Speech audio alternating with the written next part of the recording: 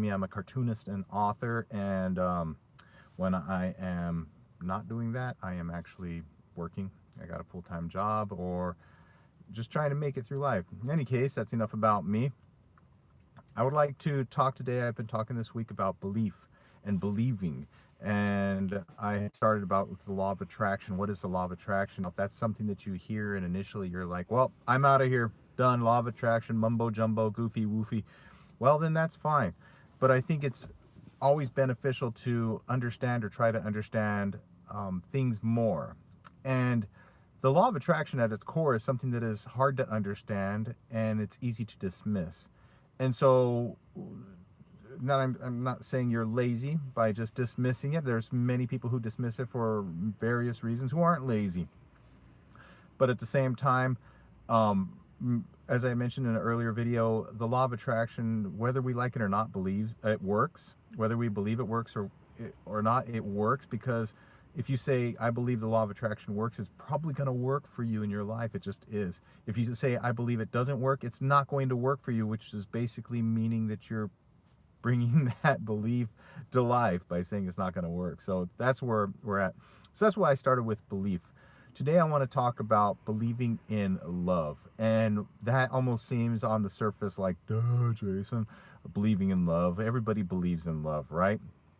And I don't know if everybody does believe in love, because we don't know exactly what love is. And we don't know, when I say we don't know, and when I say we, I mean as a culture in the United States, we have misunderstandings of what love is. We have many things that we assume it is, but we never really get down to the core of what love is.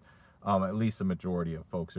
There are some people who do, and maybe I do consider myself one of them. Well, that's great, but um, there's a lot of people who don't, and because we are very much a culture that is swayed by pop culture. And when I say pop culture, I mean media. And when I say media, I mean mostly entertainment, because media used to be like all these different forms of ways of broadcasting to other people. But now media is just basically synonymous with entertainment, and entertainment in the form of just simple passive feeding from, say, a television screen or a computer screen to something that we're receiving, and then we just receive it and it just becomes a part of us. So if we're getting our information about love from entertainment or these media sources, and those media sources really don't understand what love is, we're actually feeding ourselves something false. We're feeding ourselves a false understanding of something that is really, really huge. So first, before there's really two big things when I say believe in love, right? Believe and then love. We have to define what believing is, and we have to define what love is, and then we have to say, hey, are we going to believe in love? So believing is not just saying that deep inside I know this to be true. That is okay, but then that changes, and that's okay, and that's an okay definition of what believing in love or belief is, but it doesn't really get to the heart of what belief is. Belief for me is a discipline, because we can all see something in front of us. Hey, that tree exists, therefore I believe it. That's not a discipline. That's just an observation. And observations aren't belief. Belief is saying that there is an understanding of whatever something is or could be, or even we don't even know what it is, but we have a sense of knowing that it exists, or it has a large value to it. When I say a large value to it, I mean that, for instance, we say, um, I believe that there are good people in this world, right? We may not see a lot of good people, but we believe that there are good people, and we have instances of good people acting. I love watching those videos that it says, like, a YouTube video says restores my faith in humanity, and you see people, kid helping an old lady across the street, or somebody stopping, and the ducks are in danger, and you're saving the ducks. Things like that are amazing. So we see them, and we may not see them with our own eyes directly right in front of us as we're walking along our everyday life, but we do see them in um, in the video. And so we say we believe that they exist, right? I like to tell people, there's this old thing, this wasn't mine, but somebody says, have you ever seen a baby pigeon? And most people have not. We've only seen adult pigeons. And so we say, well, do you believe baby pigeons exist? And they're like, well, you know what, I do believe they exist because I've seen the adult pigeon. Well, that's kind of like one step past the concrete of this is I, observation, right? Because you observe, you don't want to observe a baby pigeon, but you observe an adult pigeon.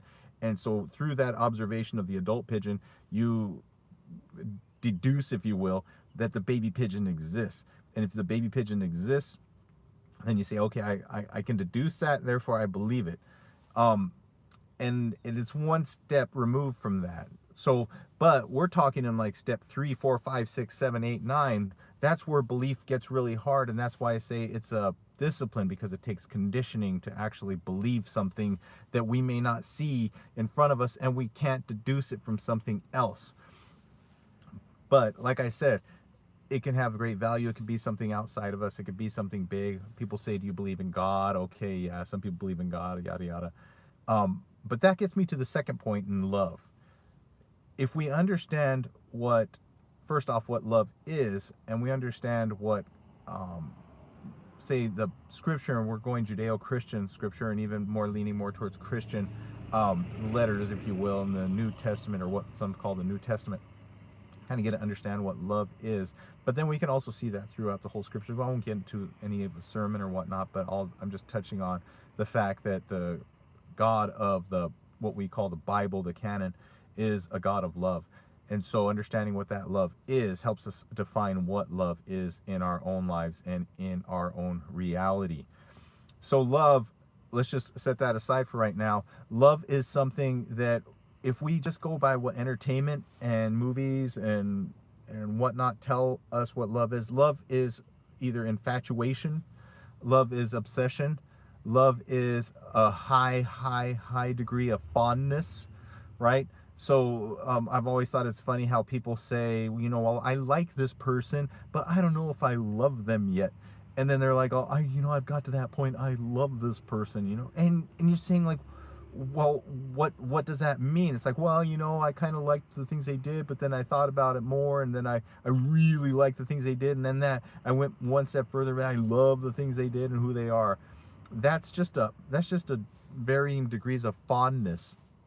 And fondness is fine, or infatuation is great and makes for great love songs and whatnot, but it's not love. Because if that fondness dwindles, that's when you hear people say, I fell out of love with somebody. No, your fondness level dropped.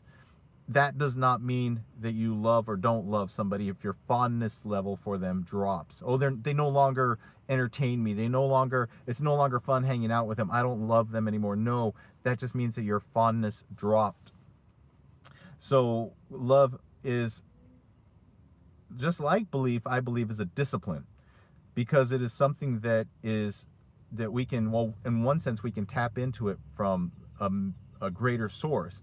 But two, that we can discipline within ourselves, and we can say, I love this person, I love that person, I love this other person, I love my enemies, I love my family, I love all these things.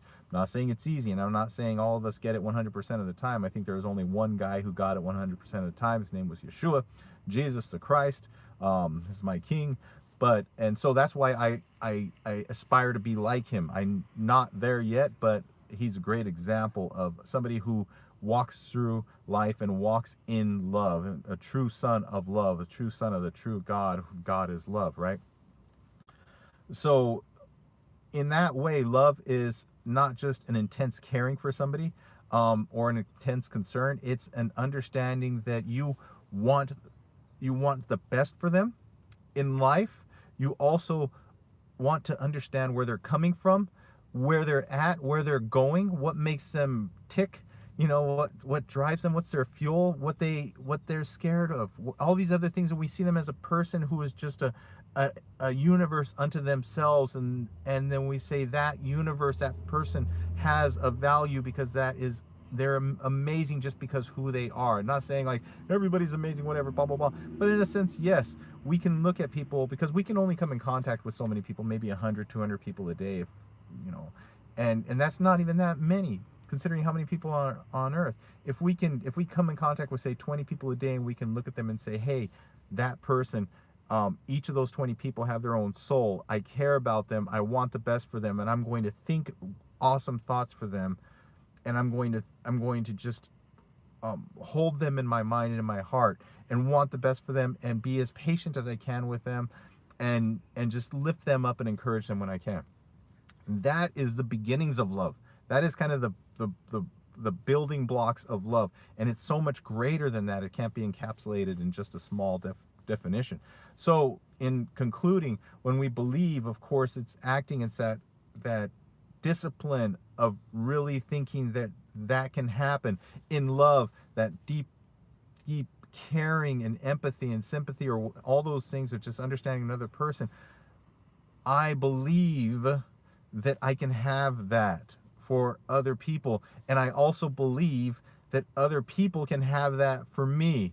And that may be a huge thing to try to believe, but I think that it is a good thing to try to believe. It's a thing to work on. Let's work on believing that we can love others and that others can love us. And the more we believe it, the more we can love others, and the more we see others loving us. And so that is what I mean by believing in love. I hope you have a great day. If this has done anything for you and has been good for you, give me a thumbs up and subscribe. I'm going to be hopefully making more of these videos, and along the lines of maybe the law of attraction, a belief. I'm also a cartoonist, so I may talk about cartooning and business. I might be talking about finances. I'm always trying to learn more about financing and investing. I'm a baby kind of in some of that respect, but I'm always learning. I'm always learning. I'm always learning. Any case, give a comment if you want, give a like if you want, and hopefully I'll talk to you later. Have a great day and move about in love.